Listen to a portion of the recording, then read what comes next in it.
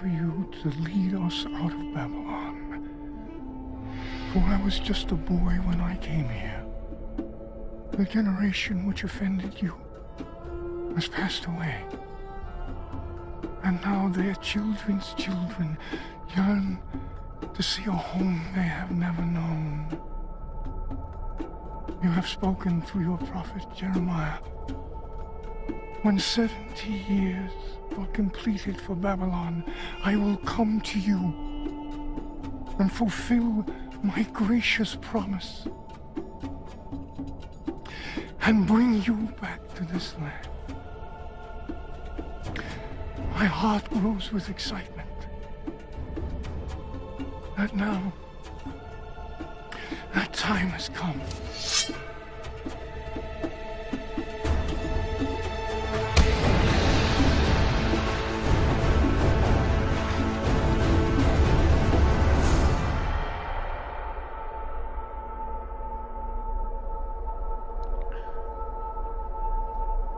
An old man who comes unbidden is often a fool. And less often come as assassins. Perhaps a foolish assassin. Forgive us, my king. Do you know whom you address? He's the king of Babylon, ruler of the four quarters of the earth, Kurush, in the old Persian tongue. He has seized by might of arms the birthright which would otherwise have been denied him. He is Cyrus the Great.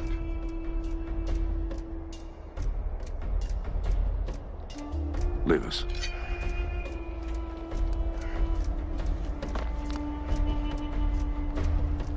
Who are you, old man?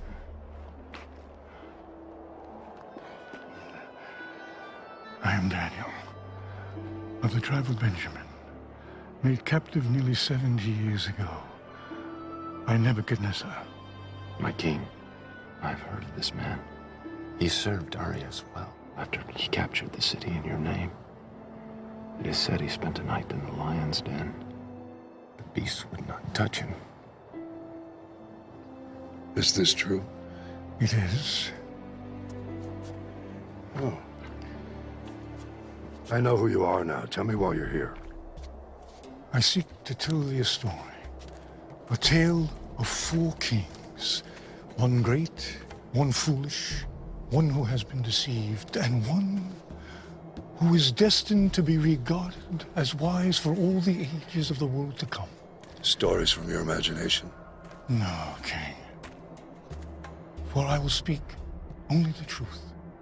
And if you would not wish to hear it, you must bid me speak nothing. Come.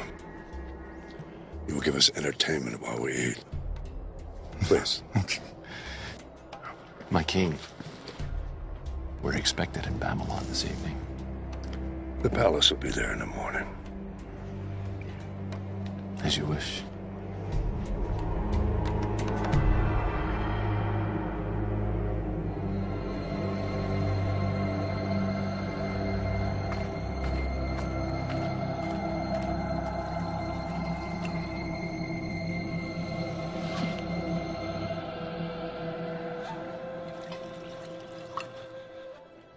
I cannot, O king. My king, the Hebrews eat and drink only their own food, which is prepared according to their rituals. To do otherwise, even from the hand of a king, is to defile themselves. You promised me a tale. Four, in fact. I delayed my journey to listen. I will hear them now. So be it, my lord. The first king I will speak of is Nebuchadnezzar, king of Babylon. When I was just a boy, He threw down the Assyrian Empire, my people's ancient nemesis. But the destruction of Israel's enemies brought us no relief, because in the 3rd year of Nebuchadnezzar's reign, he turned his gaze upon Jerusalem and besieged it. And the Lord delivered the king of Judea into his hand, along with all of his officers, nobles, and administrators.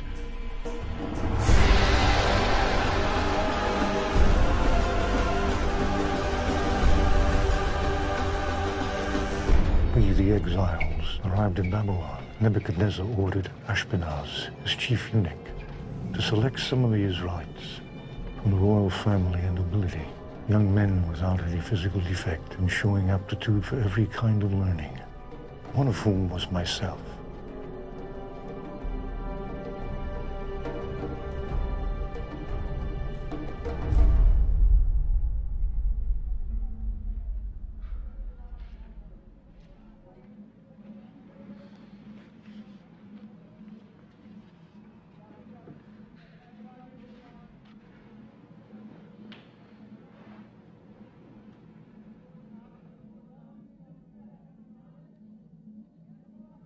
O Lord, Jerusalem has sinned greatly.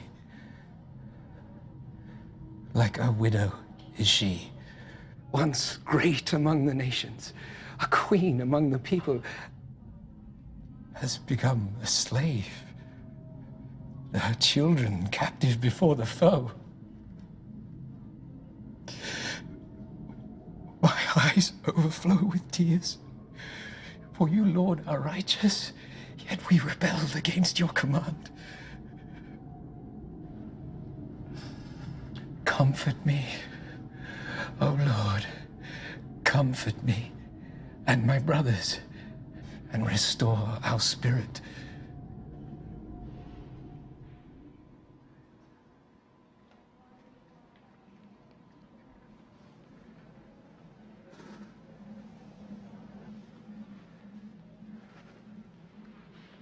I miss Jerusalem. As do I. I fear that we shall never see her again. Have faith, my brothers. I have only begun my studies, but here, the prophet Jeremiah, son of Hilkiah, has written that we shall serve the king of Babylon for 70 years. 70 years is a long time. As punishment for our sins. And even if we were to survive it, we would be very old. Very old indeed. You are summoned for your meal.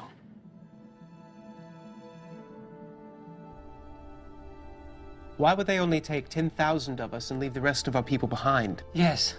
Look at who they've taken. The scholars, the princes, our military leaders, and our families. It's the Babylonian way of conquest.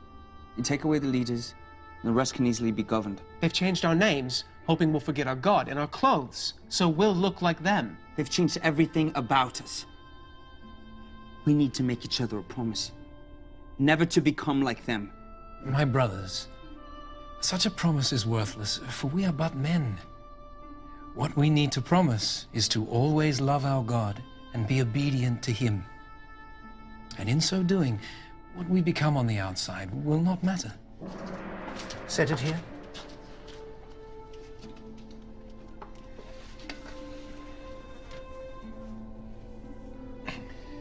Lord Steward, please allow me to ask, what is this meat? Where is it from? And how was it slaughtered? The cattle are from the king's herd. They are fattened along the river and strangled before the altars of Marduk before their flesh is carried to the kitchens. The swine are from the king's pens.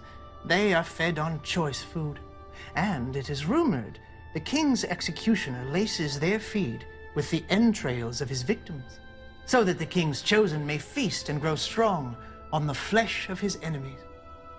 It is considered the greatest of delicacies. To some, perhaps, but not to us. We are forbidden to eat it. For the Almighty has commanded us, the pig is unclean. You are not to eat their meat or touch their carcasses. Nor can we eat anything sacrificed to gods other than our own. But the king cannot, he will not change the customs of his hall to fit your wishes. You must know this. And we will not ask him to. But you must eat. I have been charged with your well-being. If you are seen to be wasting away, I'm afraid of what my lord the king will do. He will have my head. And we would not wish it so. Therefore, put your servants to the test. For 10 days, give us nothing but vegetables to eat and water to drink. Then compare our appearance to that of the other young men who eat the royal food.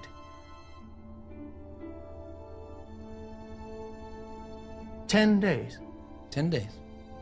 And if, after that, your appearance is found wanting? Then we will do as you wish.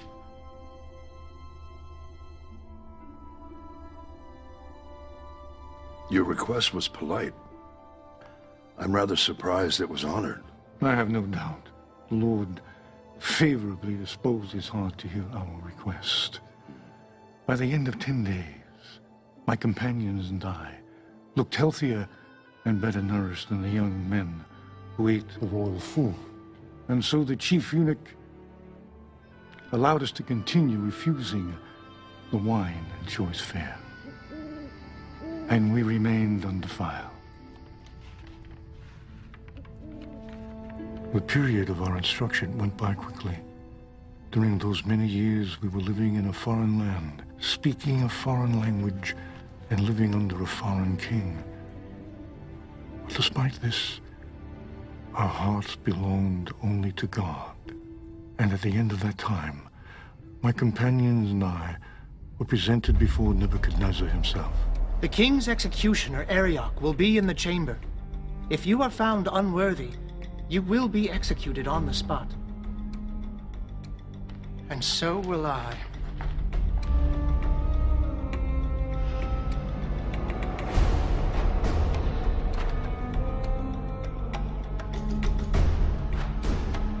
Lord King, I present you the princes of Judah, preserved by the right hand of your mercy and tutored by the left hand of your wisdom. They are come before you now for judgment as to their training. They are Belteshazzar, Shadrach, Meshach, and Abednego. Who am I? You are Nebuchadnezzar, son and heir of Nabopolassar, king of Babylon. You have destroyed Nineveh the mighty, seat of Assyria, and taken from her hand the scepter of nations. You are the commander of commanders, and king of kings, from the rising of the sun unto its setting in the western sea. And beneath heaven there is none more powerful than thee.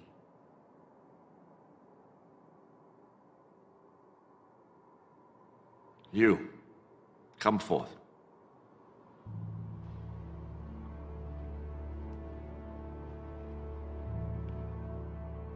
Why should I allow you, sons of my former enemies, to serve in my court? Because you have spared the lives of our people who were delivered into your hand. And because the word of the prophet Jeremiah has come unto us, saying, this is what the Lord God Almighty, the God of Israel, says to all those carried into exile from Jerusalem to Babylon. Build houses and settle down. Plant gardens and eat what they produce. Marry and have sons and daughters. Also, seek the prosperity of the city to which I have carried you into exile. Pray to the Lord for it. For if it prospers, you too will prosper. This is good. So now even your God commands you to serve me. I have no need of lapdogs. Would you dare to tell me the truth, even if you knew it would displease me? Lord King, it must be so. I will speak only the truth. And when you would not hear it, you must ask me nothing.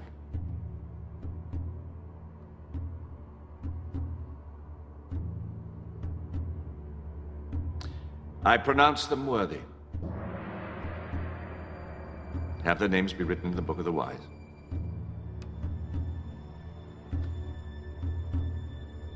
Nebuchadnezzar's questioning showed wisdom. A A former enemy can be a good counselor. If they can be trusted. And a wise king is capable of choosing whom to trust.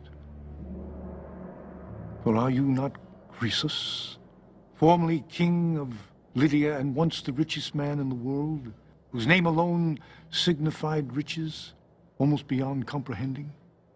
I am he.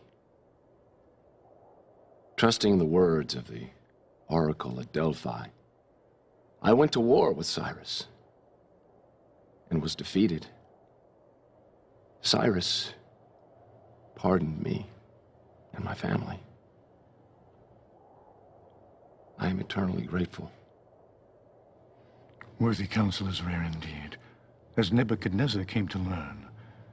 At a time when his Babylonian counselors, his magi, sorcerers, diviners, magicians, and astrologers were unable to help him. No! What is it, my king? Summon my counselors. The enchanters, the sorcerers, or the astrologers? All of them!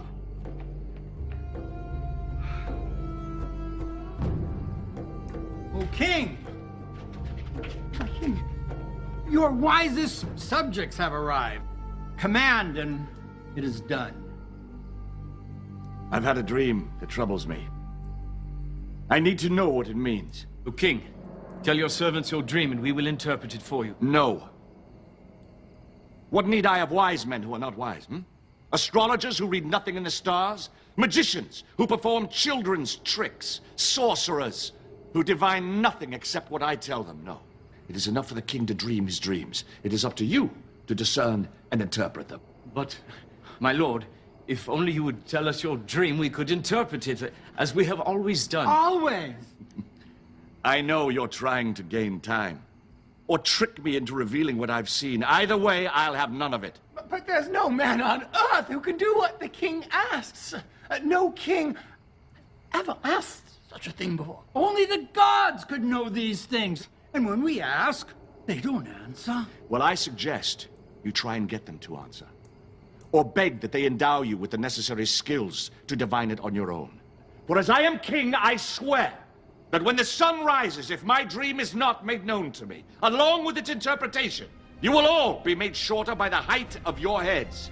You may withdraw. Now!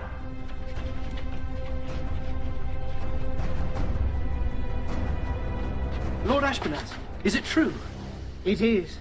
Why has the king issued such a harsh decree? Why don't you come along with me and ask him yourself?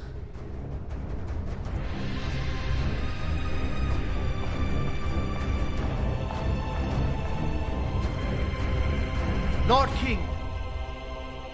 What? Belteshazzar requests an audience. Speak. O king, live forever. I have heard your decree, and I understand that I shall fall beneath the blade if your dream is not made known and interpreted. I ask only for more time, that I might withdraw for a while, my friends and I, to pray to our God, and see if he might not make the dream known to us. The time is fixed and cannot be altered. Sentence is to be carried out at sunrise. You may withdraw. So long as you return at dawn, as your fate and that of the others is one and the same. And when you return, be sure to bring your companions with you. Shall I send guards along, my king? No. No, if he says he'll pray, not flee. That much, at least, I'm sure. Even if we were to flee the city, the whole world would have been against us. Not that it mattered. I had given my word and intended to keep it. I would pray and hope that the answer came. Prepare to bind the prisoners. Once the sun rises, there could be no delay. Bring forth the counselors!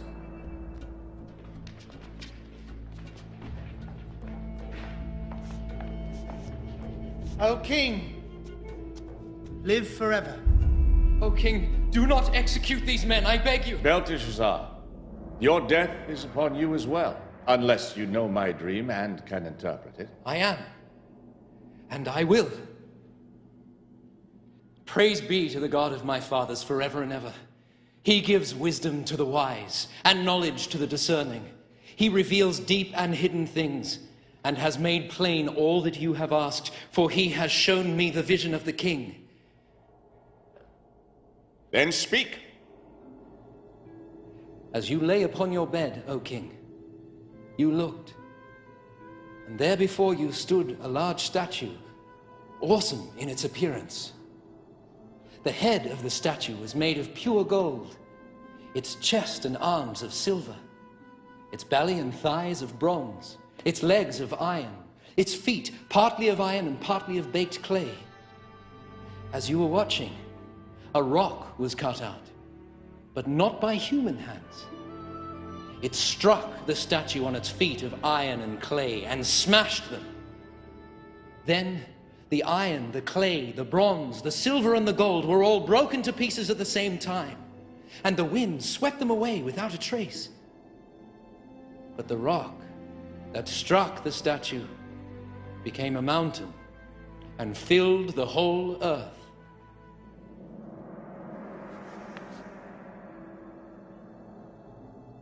You have done what I was told was impossible. This mystery has been revealed to me not because I am wiser than other men, but because God wishes you to understand the meaning of your dream.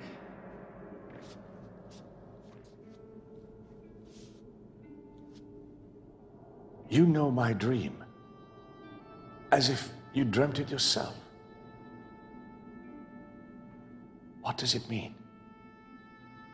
You, O king, are the King of kings. The God of heaven has given you dominion and power and might and glory. In your hands he has placed mankind. He has made you ruler over the nation, for you are the head of pure gold. After you, another kingdom will rise, inferior to yours. Next, a third kingdom, one of bronze, will rule over the whole earth. Finally, there will be a fourth kingdom, strong as iron, for iron breaks and smashes things to pieces. But just as you saw that the feet and toes were partly of baked clay and partly of iron, so this people will be a mixture and not remain united any more than iron mixes with clay. And in the time of those kings, the God of heaven will set up a kingdom that will never be destroyed. It will crush those kingdoms and bring them to an end, but will itself endure forever. The Almighty has shown the king what will take place in the future. The dream is true, and the interpretation is trustworthy. I am the head of gold? Yes, O king, you are the head of pure gold. Surely your God is the God of gods, the ruler of kings and the revealer of mysteries. Let this man be paid honor and present him with incense. Thus the king made me ruler over the entire province of Babylon, and at my request made Shadrach, Meshach, and Abednego administrators. King Nebuchadnezzar made an image of gold 90 feet high. All were commanded to fall down and worship, and all did as commanded, except for 3. Live forever! A moment of your precious time. As your dutiful servants, we know the law, that when the horn sounds, we all bow down and worship your image. But these Jews, whom you have set over the affairs of the province of Babylon, pay no attention to you, O king. None. They neither worship your gods or serve the image of gold you have created. Nothing. Is this true? You refuse to worship my statue? O king, we do not need to defend ourselves before you in this matter. Really? Then you shall be thrown into the furnace, and no god will save you from my hand. If we are thrown into the blazing furnace, our God will defend us from it. And if he does not, We want you to know, O king, that we will not serve your gods or worship the statue of... Enough! You dare to defy me? Let the furnace be heated sevenfold. Bind them and cast them into the fire.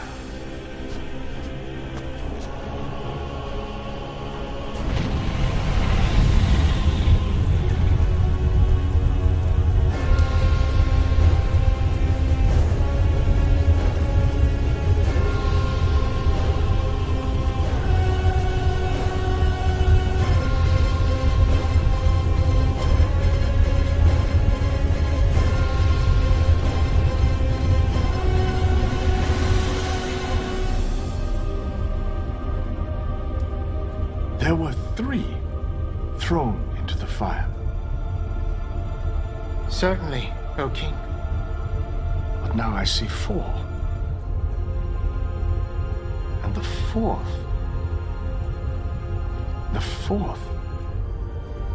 looks like an angel of the gods. The fire has not harmed your bodies. Not a hair is singed. Your robes, there's not even the smell of the fire on you.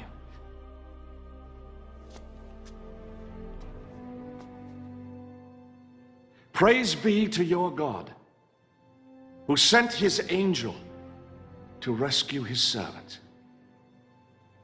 You trusted in him. You defied my commands. You were willing to give up your lives rather than serve any but your own God.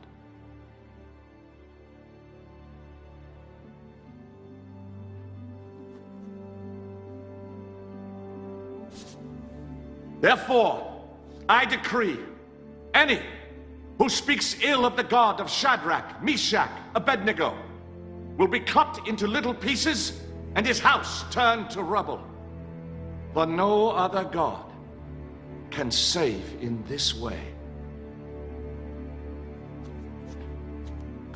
And for a time all was well, until Nebuchadnezzar's sleep was troubled yet by another dream. This seems like Nebuchadnezzar's life was rife with dreams and prophecies, much like my own has been. Before I was born, my grandfather, Astyages, was troubled by a dream where a flood, beginning near his throne, was overflowing the whole earth. When he went to his astrologers and his diviners for an interpretation, they told him that his grandson was destined to one day usurp him. So he sent his daughter Mandane into exile, and when a son was born to her, he conspired to have it stolen and exposed on a hilltop to die. But a shepherd, whose wife had recently given birth to a stillborn child, persuaded her husband to trade her dead infant for the living, and the shepherd raised the boy as his own. The king, upon being presented with the dead infant, repented of his crime. He didn't learn until 10 years later that the boy was actually alive, at which time he pardoned the boy and restored him to his rightful parents. And for a time, the matter was forgotten. Until one day, years later, when you marched into your grandfather's city at the head of your troops and seized the throne of Medea, taking the old man captive, and the prophecy was proven true. Old Astyages, he knew of the prophecy, but he was powerless to overcome it.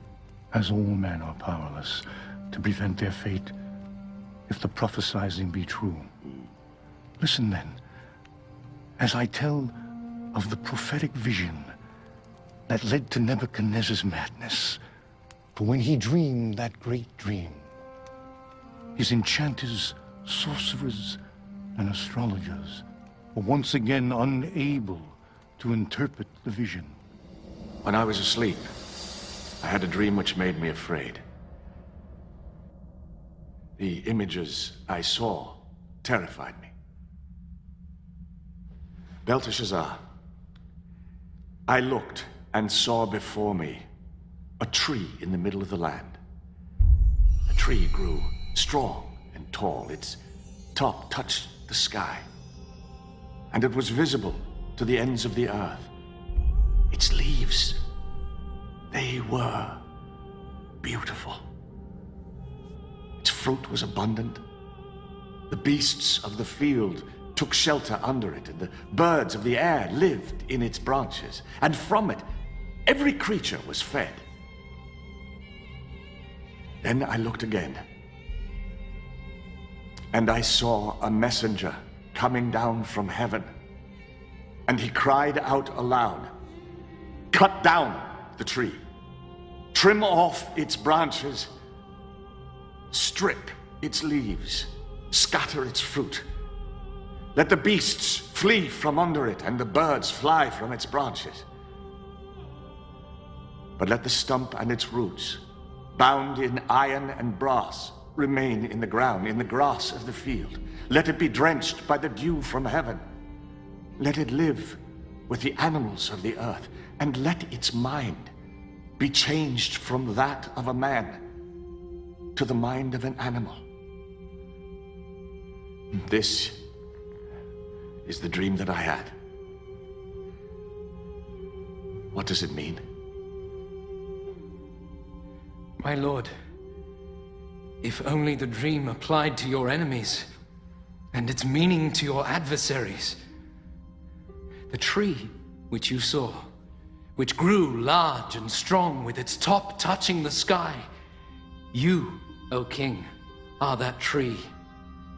You have become great and strong.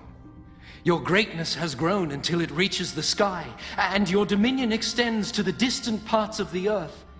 But you saw a messenger, a holy one, coming down from heaven, saying, "Cut down the tree and destroy it, but leave the stump bound with iron and bronze in the grass of the field, while its roots remain in the ground. Let him be drenched with the dew of heaven. Let him live like wild animals." This is the interpretation, O king. And this is the decree that the Most High has issued against my lord, the king. You will be driven away from people and live with the wild animals. You will eat grass like cattle, until you acknowledge that the Most High is sovereign over the kingdoms of men and gives them to anyone he wishes. The command to leave the stump of the tree with its roots means that your kingdom will be restored to you when you acknowledge that the Most High rules. Therefore, O king, be pleased to accept my advice. Renounce your sins by doing what is right, and your wickedness by being kind to the oppressed. Seek the Lord while he may be found. And it may be that your prosperity will continue. But the memory of kings is often short. And 12 months later, when the king was walking on the roof of the royal palace of Babylon. In all the world, is there anything like this? No, my king. My great wall, which, mountain-like, cannot be moved, I've made with mortar and brick. Its foundations I've placed upon the very bosom of the underworld. Its top I've raised mountain high. Is this not the great Babylon that I have built as my royal palace with my mighty power for the glory of my majesty? His words were still on his lips when a voice came down from heaven. Nebuchadnezzar, for your arrogance and your failure to give glory to the Most High, your authority is stripped from you. Go now from this kingdom which you claim. Your mind shall be reduced to that of an animal, and you will wander the land until you acknowledge the glory of God as above your own. Immediately, what had been said about Nebuchadnezzar was fulfilled.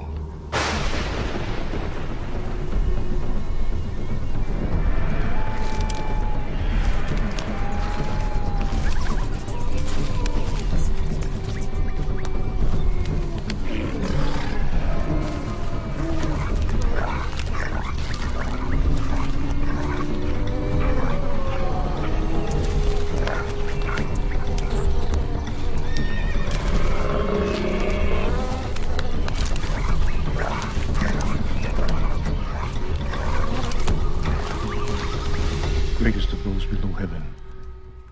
He sought to make himself as great as he who rules above heaven, and the Lord would not have it. Because he insisted on being more than he was made, he became less than he was made. Because he aspired to be more than a man, he became less than a man.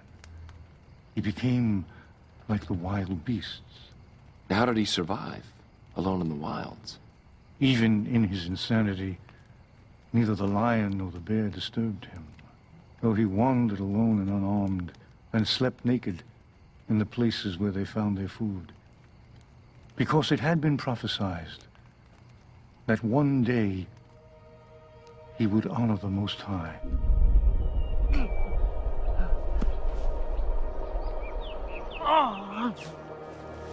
For 7 years he ranged the wild lands of Babylon. But it was not until the full time of his exile was completed that he turned his eyes toward heaven and declared, "Praise be to the Most High. Honor and glory to him who lives forever." Rise, Nebuchadnezzar.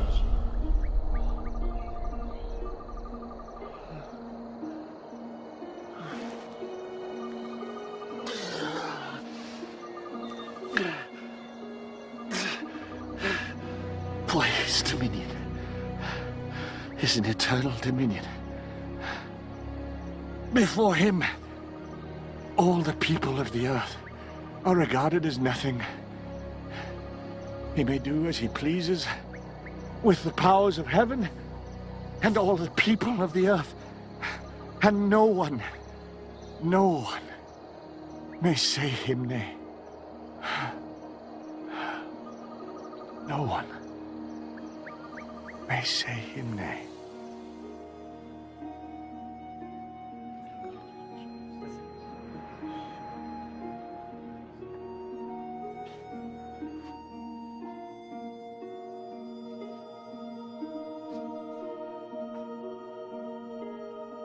Beware your place, for I am not as I was. Let it be recorded that I, Nebuchadnezzar, do praise, exalt, and glorify the King of heaven, because everything he does is right, and all his ways are just. And those who walk in pride, he is able to humble. And so Nebuchadnezzar returned to his throne. But eventually he was gathered to his fathers, and a series of new kings came to the throne, none lasting more than a short time. You're about to tell about the downfall of Babylon, are you not? I am.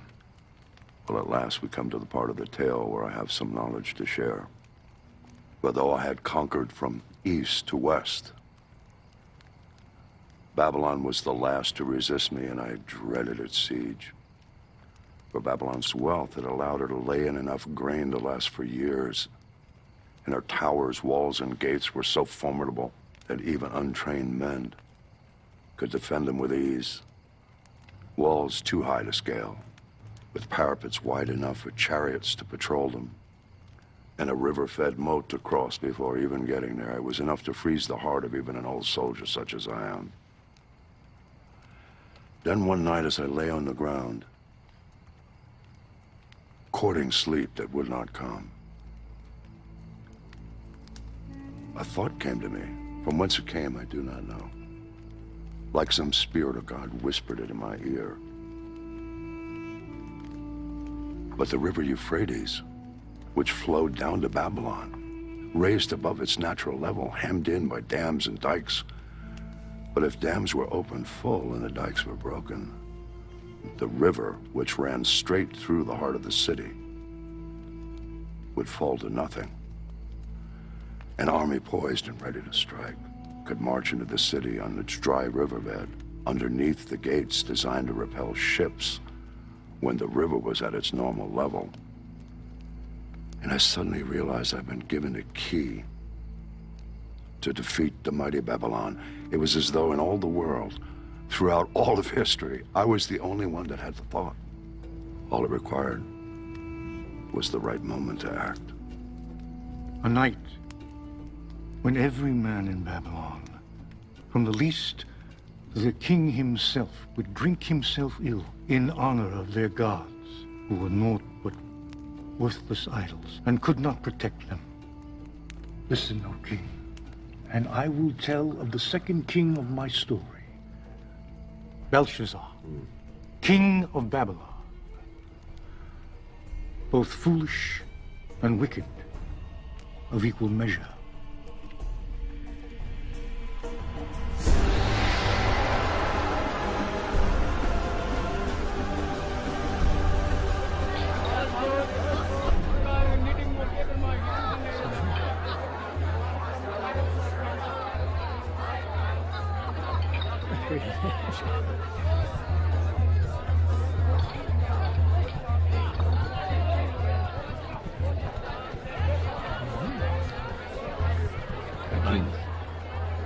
Enough! We still have our threefold walls with their battlements. And within our granaries, we have grain enough to endure a siege of 10 years. Our watchmen have seen the Persians digging, my lord. They seem quite concerned about this, my king. Yes, yes, they will look to build a siege ramp against the city. But first, they must build a causeway across the moat. That alone will take months. In the meantime, let us feast and toast Marduk, the patron god of Babylon. Marduk!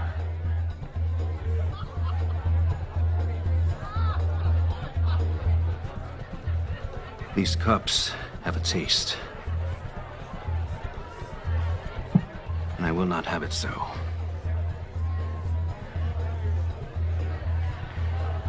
Bring me the golden vessels from the Temple of Jerusalem. But my king, is it wise to use the vessels? My king, these cups are considered sacred.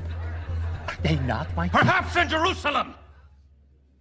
By that pathetic desert deity of Judah. But here they are spoiled for our gods. And they would have me use them as I see fit. Bring them!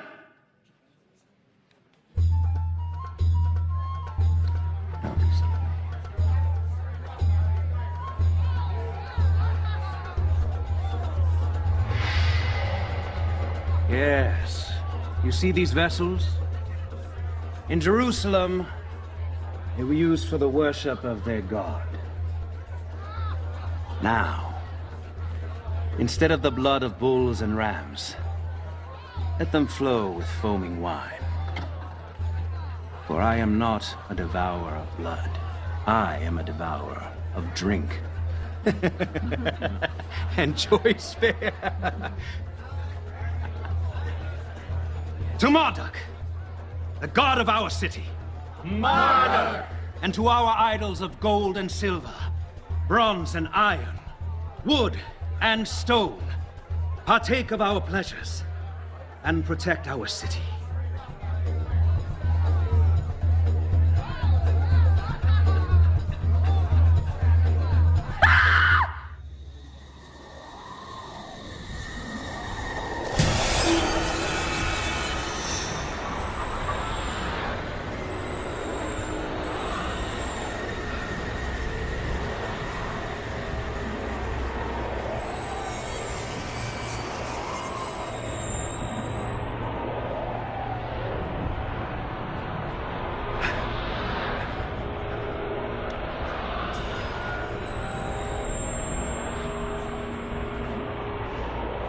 Whoever reads this and tells me what it means shall be clothed in purple and have a gold chain placed around his neck and be made third highest ruler in the kingdom.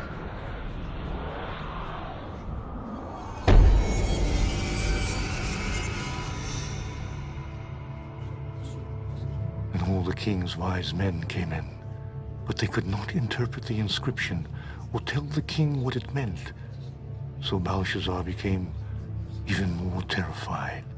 A Judean once told Nebuchadnezzar, your forefather, of his dreams. He succeeded when everyone else had failed. This man, Daniel, whom the king called Belteshazzar, he could tell you what this writing means. Does he still live? He does. Bring him to me quickly, but do not harm him.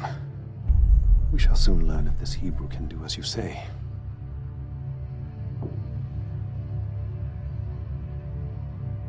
Nothing, it would seem, is too sacred not to be profaned under the influence of wine. Nothing.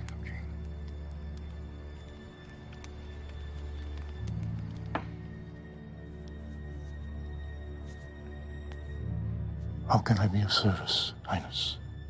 Are you Daniel? One of the exiles my father brought back from Judah? I am told you are able to give interpretations and solve difficult problems. If you can read the writing on that wall, you will be clothed in purple, have a chain of gold placed around your neck, and be made third highest ruler in the kingdom. Long ago, I told your forefather, Nebuchadnezzar, that I would speak to him only the truth, and that if he rather not hear it, he should ask me nothing. Perhaps it would be better if you asked me nothing. No. It is unseemly for a king to be baffled by a message in his own hall. No human hand has scribed it. No other tongue can interpret it. Tell me what it means. Be it for good or ill.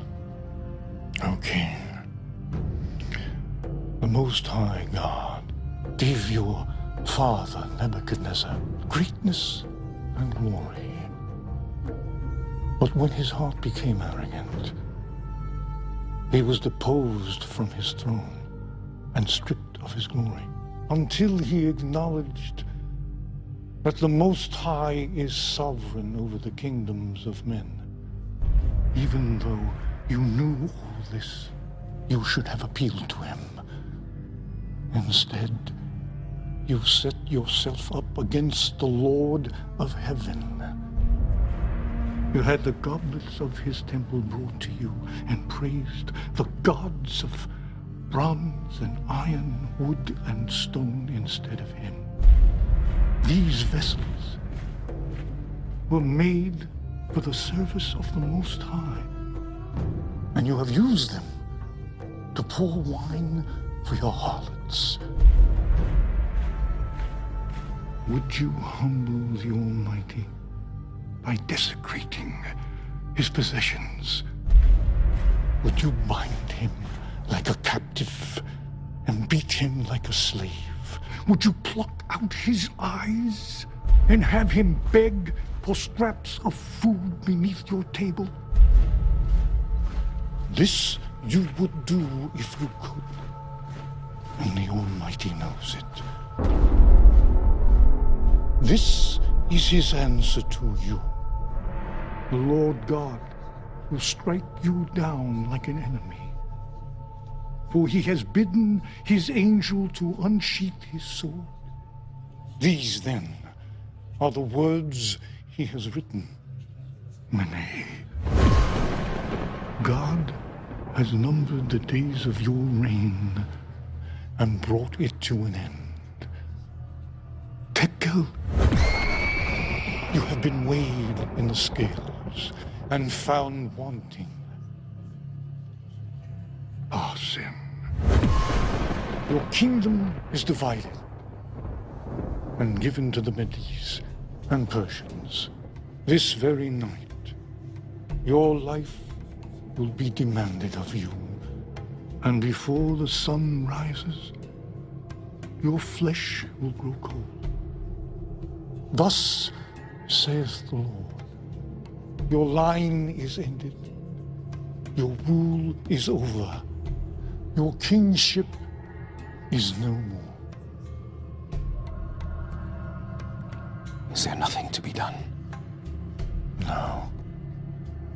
In your arrogance, you have doomed not only yourself, but your house, your line, your inheritance, your city, and your kingdom.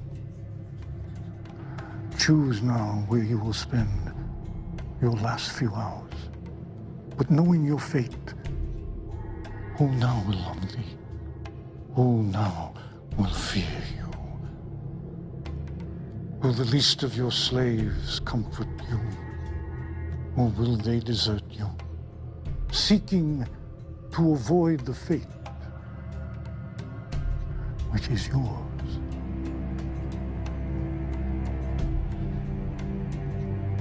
Let it be as I have commanded. Let this man be clothed in purple. A chain of gold placed around his neck. For I am not dead yet.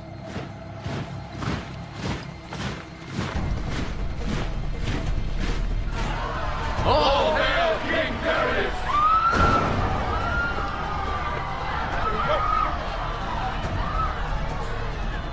I am King Belshazzar of the Babylonians.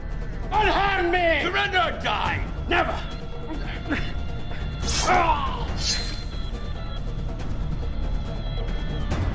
Send word to Cyrus the city's taken in his name. As he has commanded, I shall assume the crown. You know who stands before you?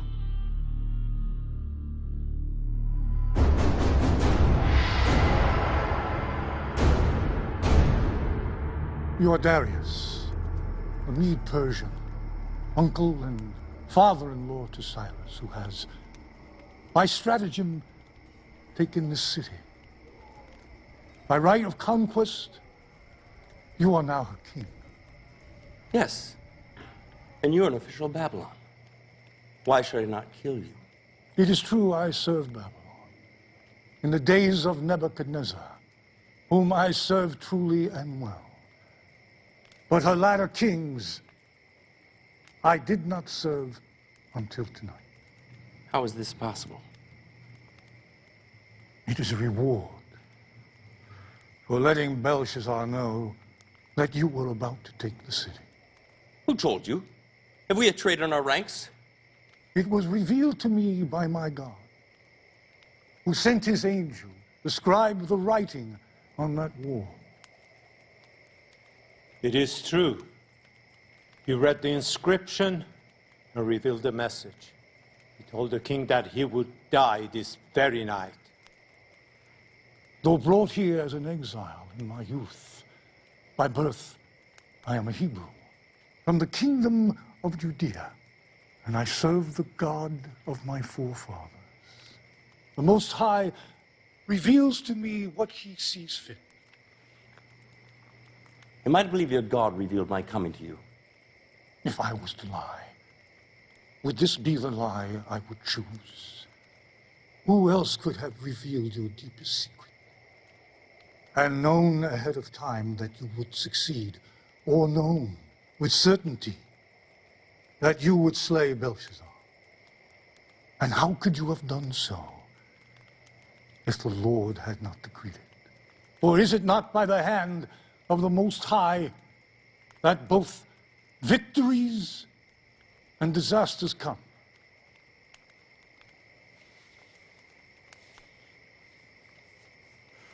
I would have you put this gift of divination in my service.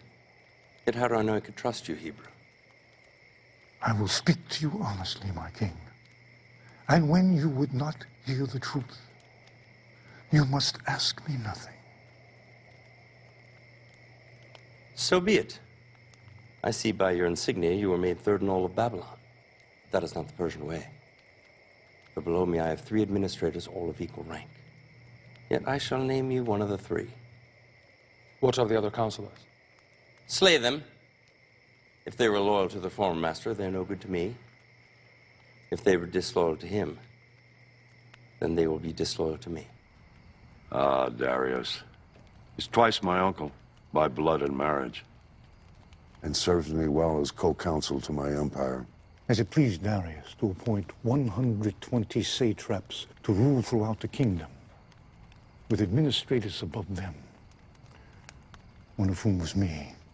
But before long, I so distinguished myself that Darius planned to set me over the whole kingdom. Which would cause great envy among the others. Yes, O king. So they called a meeting in secret to plan for my destruction.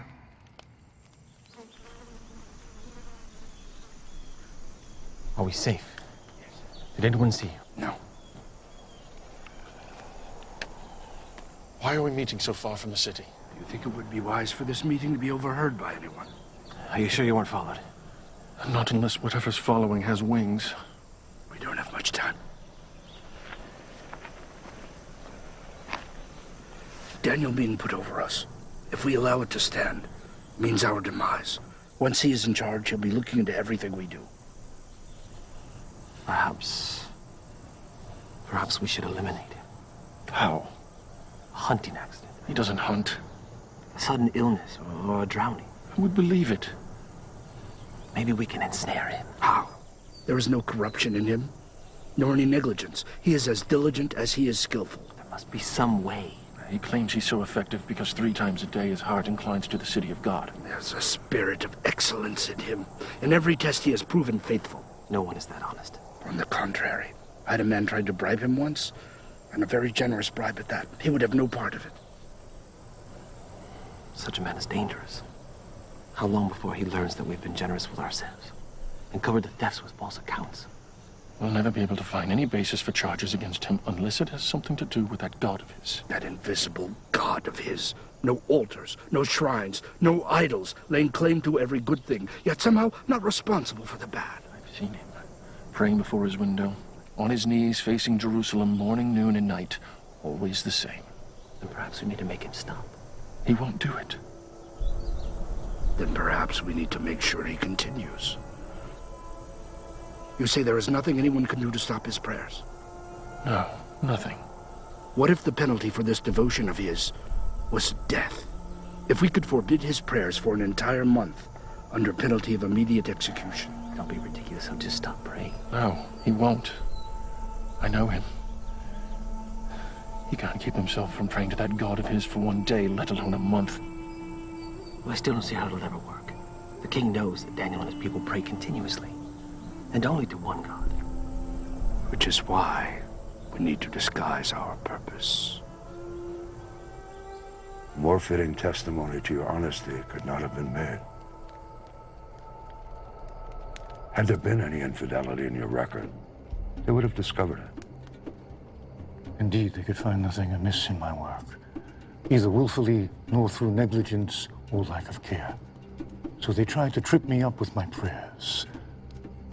But since worship of the Most High was not prohibited by the laws of the realm, they had to conceal their purpose,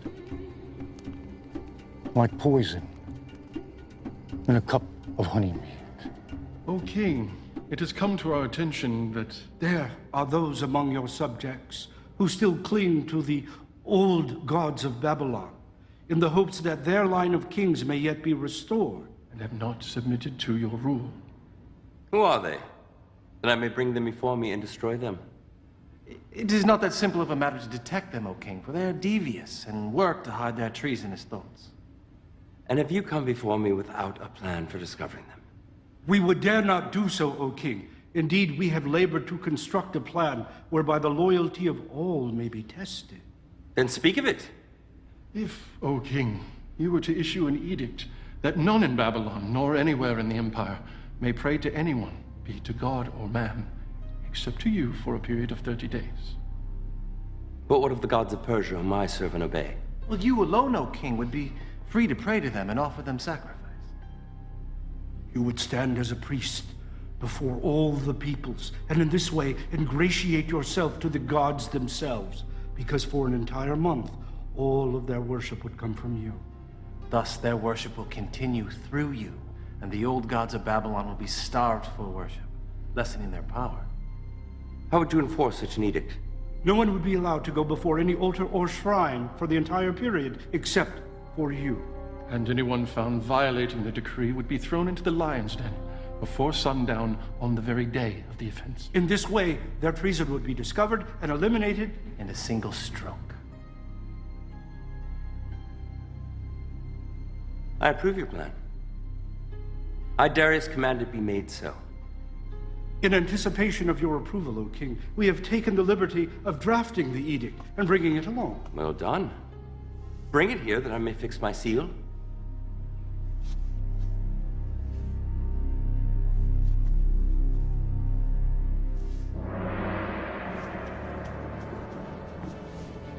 Let all the world hear and obey.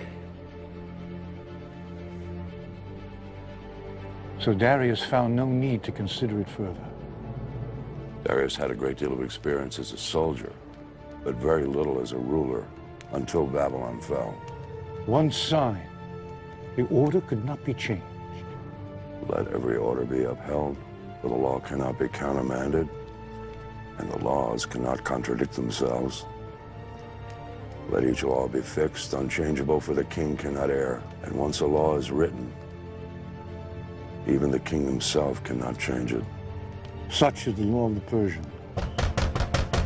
Daniel, the king's seal is barely dry. Already you have defied his law. You made your choice. You chose your God over your king. Take him away!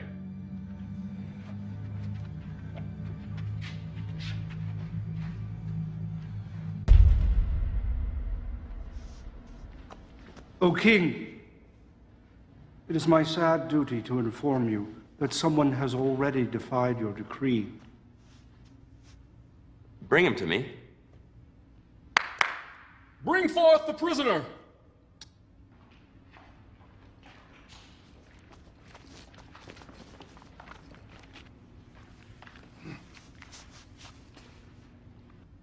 Daniel, he is one of the exiles from Judah.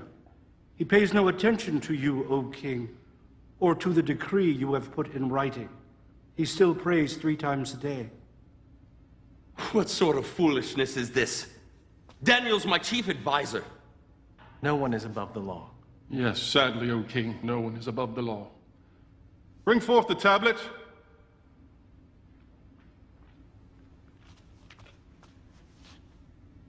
Is this not the edict from the king, signed with your own seal?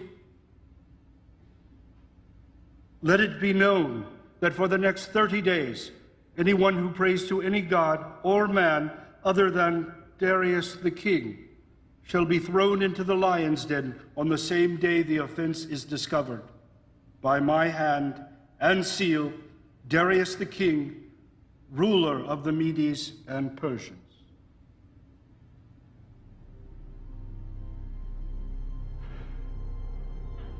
Call my counselors together. We will begin the trial.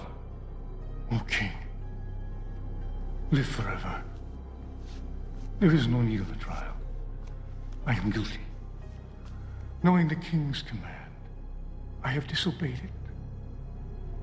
The commands of the king are immutable, and once uttered, cannot be changed. I shall command my wise men to make every effort to search out some reason that the law may be found unenforceable. I do not think they will find one. Let them search, O king, but only for a short time. Because your own law commands that sentence be carried out the day of the offense. Already, the shadows are starting to grow longer, and you have only until sunset. Darius was angry with himself for allowing himself to be fooled, seeing that their purpose was not for his honor and glory, but rather for my destruction. And so Darius had the law book searched to discover if there might be some legal way to spare my life.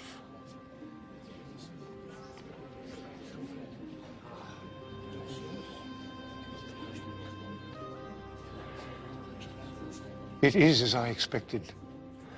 Why did I not consult you before passing that accursed law? Now I'm forced to abide by my own decree. A king who will not enforce his own laws cannot be a king. Your enemies know this. and use it to their advantage. Do not grieve, O king. The Most High does not want you to deliver me. If he grants me deliverance, it will be by his own hand, not yours. It is a privilege he reserves unto himself.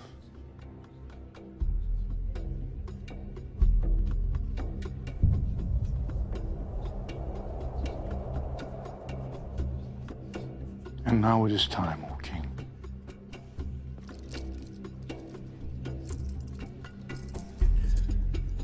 That I may not break your laws a second time.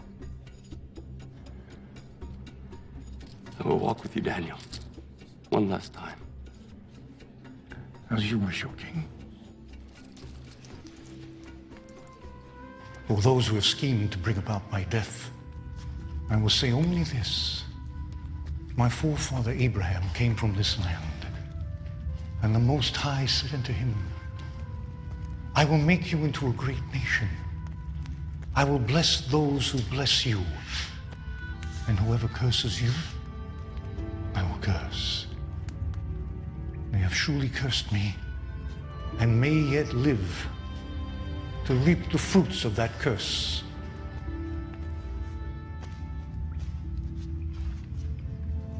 A cup of wine from the king's own hand.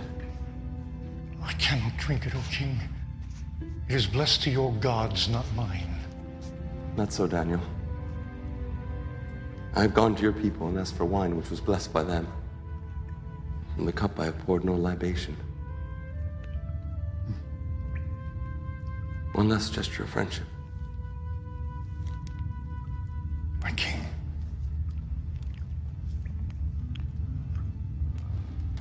Goodbye, my friend. Farewell, but perhaps not goodbye. We have yet to see what the dawn will bring.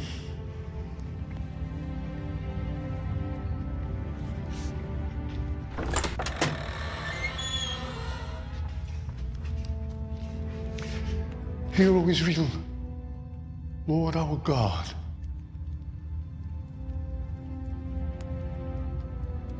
The Lord is one.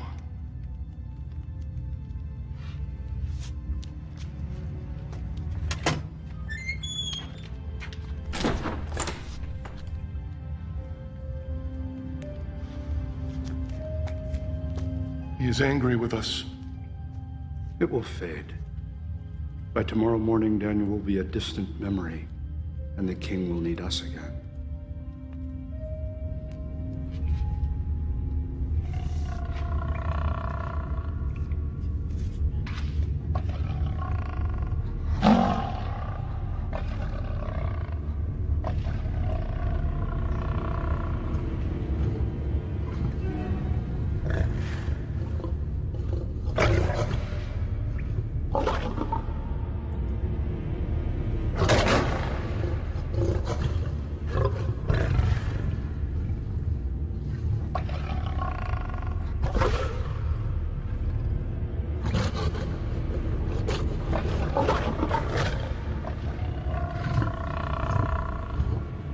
Have mercy on me, O God.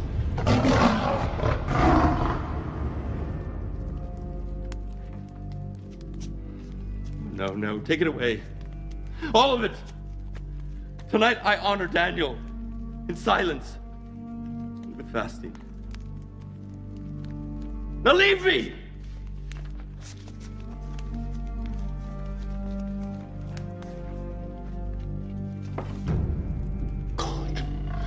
Have mercy on me.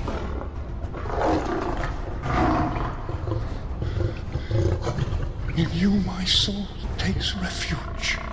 I am in the midst of lions, surrounded by ravenous beasts, whose teeth are spears, whose tongues are sharp as swords. I call upon your name, O Lord.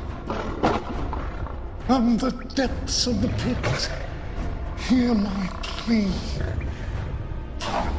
Come near. You say, do not fear. O Lord, take up my case. Son, redeem my life.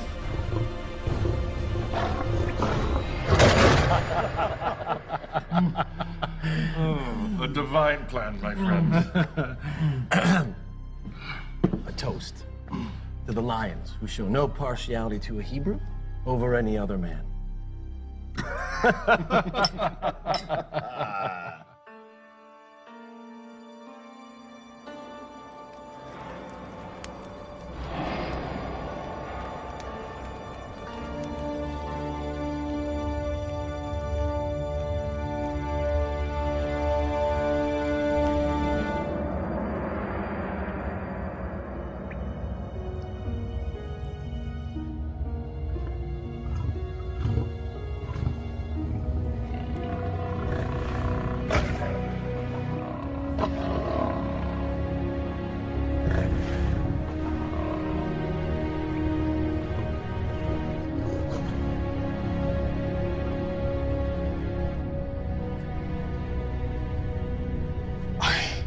Extol the Lord at all times. His praise be ever on my lips. But those who seek the Lord will lack for no good thing. A righteous man may have many troubles, but the Lord rescues him from them all.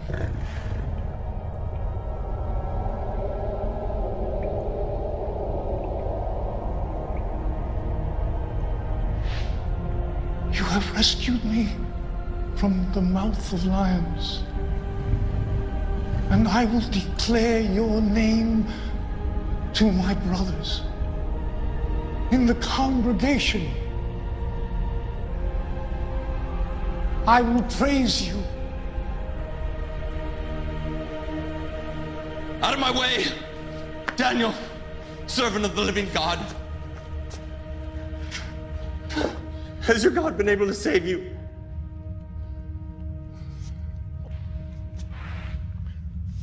O King, live forever.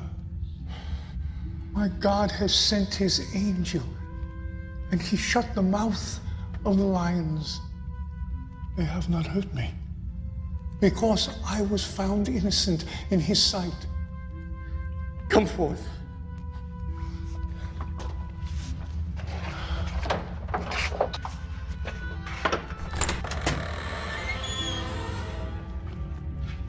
Behold, there is no sign of wound on him, for he has trusted in his God. Surely your God is above all men, for while you were in the lion's den, you were in his hand. How much must the man pay if he steals another man's treasure? With his hands, perhaps. But what if that man who is robbed is the king, and the treasure is prized possession? Is there any penalty less than death which will do? If so, speak now and let me consider it. But, O King, he is a Hebrew. Why should you put such trust in him? This Hebrew is the greatest treasure I possess. He speaks to his God, and more importantly, his God speaks to him. You have deceived me as to your purpose. You fashioned my own words as a snare about my feet, knowing my edict could not be reversed. But the living God, the God of Daniel, has delivered him out of my hand. For 6 days they have hungered, but today they shall feed. No, no, no, no, no!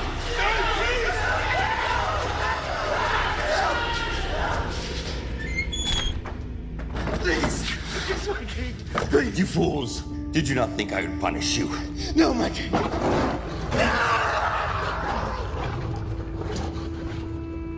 They have spread a net for my feet. I was bowed down in distress. They have dug a pit in my path. but they have fallen into it themselves. I, Darius, issue a decree that in every part of my kingdom people must fear and reverence the God of Daniel. For he is the living God, and he endures forever. His kingdom will not be destroyed. His dominion will never end. He rescues and he saves. He performs signs and wonders in the heavens and on the earth.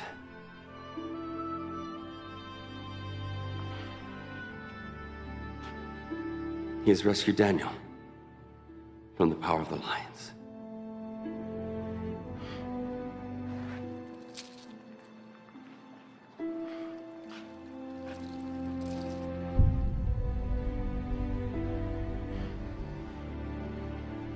And so I served Darius throughout his reign. However, my heart still longed to see Jerusalem.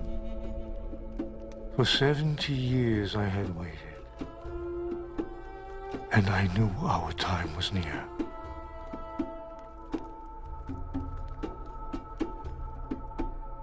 Lord, through your prophet Jeremiah, when 70 years are completed for Babylon, I will come to you and fulfill my gracious promise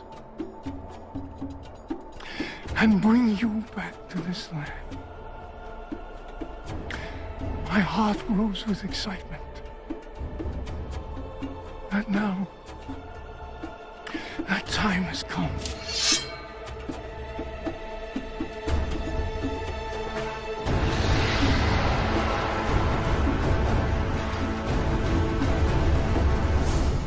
And so your journey has led you here.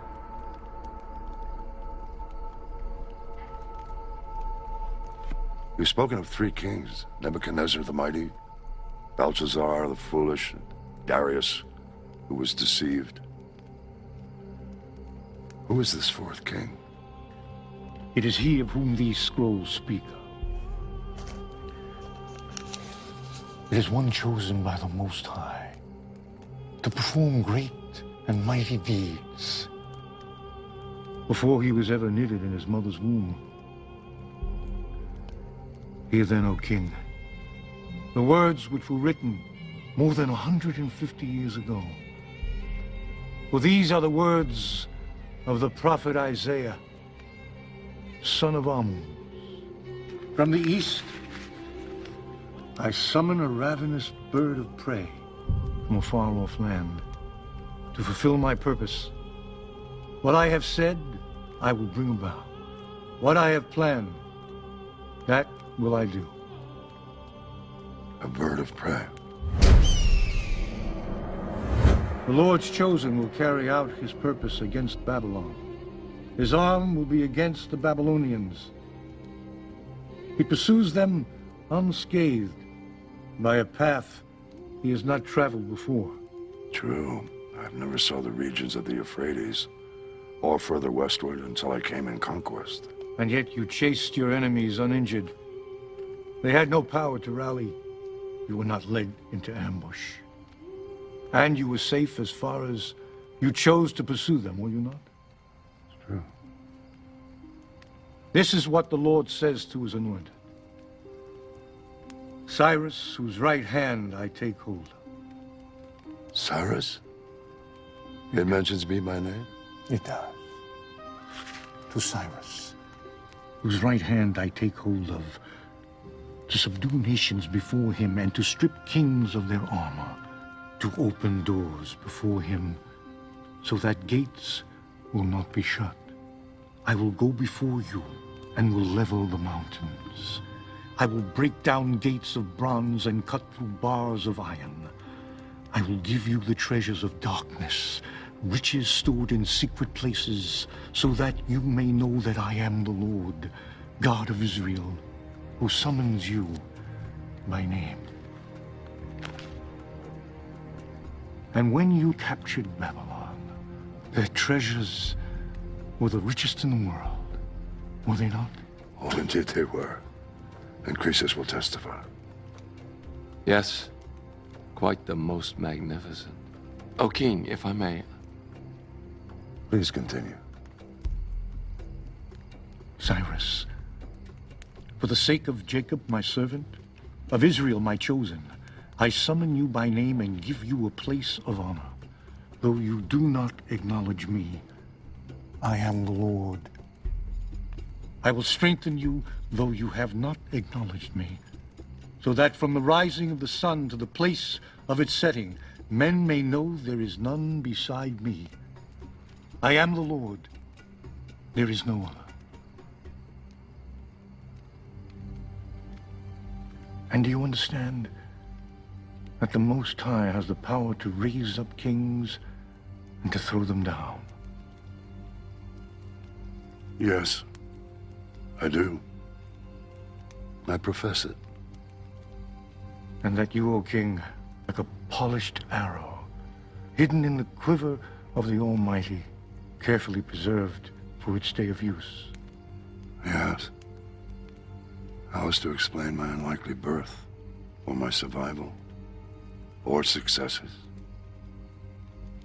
How else might it be explained? All my life, I had always thought of myself as favored by my gods. Is it possible that I've been favored by yours? You have answered your own question, O king. For nearly 2 centuries, the message in this scroll has awaited your coming. This is what the Lord says. I am the Lord, who has made all things, who alone stretched out the heavens, who spread out the earth by myself, who foils the signs of false prophets and makes fools of diviners, who overthrows the learning of the wise and turns it into nonsense, who says of Jerusalem, it shall be inhabited. Of the towns of Judea, they shall be built, and of their ruins I will restore them. Who says of Cyrus, he is my shepherd, and I will accomplish all that I please. He will say of Jerusalem, let it be rebuilt, and of the temple, let its foundation be laid. He even calls me a shepherd. I who was saved by a shepherd's hand. And I was raised in a shepherd's house. It's I who refer to myself as a shepherd of my people. Who else could have known this? The power of God or his prophet? 70 years are over, my king. 70 years since I was taken from the land of my birth. Babylon has been punished. You have punished her. Only one thing remains. For you to free her. O king, the words of the scrolls are in a tongue foreign to us. Should we not at least confirm them? No. Old friend, have you heard nothing? Do you not recognize the truth when you hear it? Or do you suppose this Daniel has spent a lifetime arranging events in the hopes of one day deceiving me? Your God has called me a shepherd, and so to your people I shall be, to rescue them from wolves and tyrants, to gather them gently, and to relieve them from bondage, and provide for their return. And so say I, Cyrus, king of the Persians, let Jerusalem be rebuilt. The Lord God of heaven has given me all the kingdoms of the earth, and has appointed for me to build a temple in Jerusalem, in Judea. Any one of his people among you, may his God be with you. Let him go to Jerusalem and Judea and build a temple of the Lord, the God of Israel. In all my years, I had never known envy. But that day, I came closer to tasting it than I ever have. for I would never see the temple I so yearned to see. However, my heart was joyous as my brothers and sisters departed on their journey home, while I remained in Babylon, awaiting the day when I too would be gathered to my ancestors. And remember me also, O Lord, and show mercy according to your great love.